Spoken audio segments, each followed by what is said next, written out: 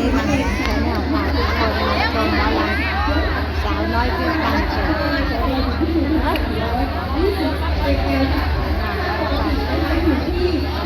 ไม่ต้องรับไหมดิปั๊ม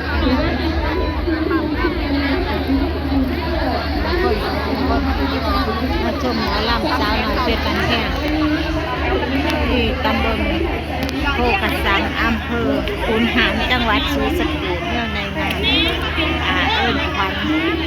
ผู้อพยพนะคะแล้วก็ทำเอิ้นขวัญให้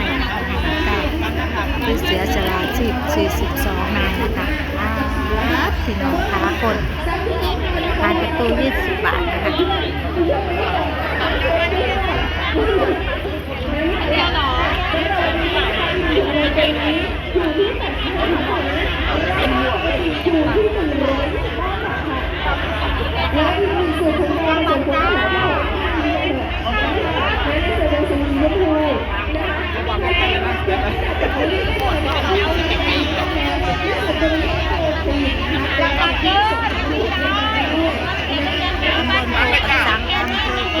จังหวัดศรีสะเกษช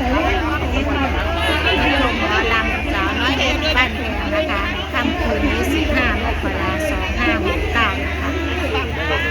คนพี่น้องคะไปเข้าชม20 บาทเท่านั้นนะคะจังหวัดจ้าจังหวัดเป็นนี้เลยนะ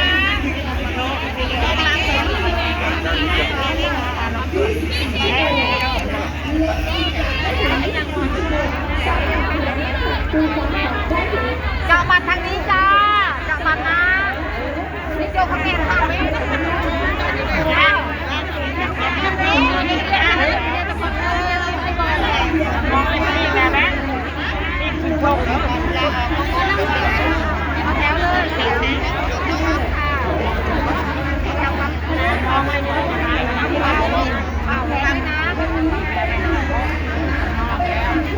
ทำเทสอีก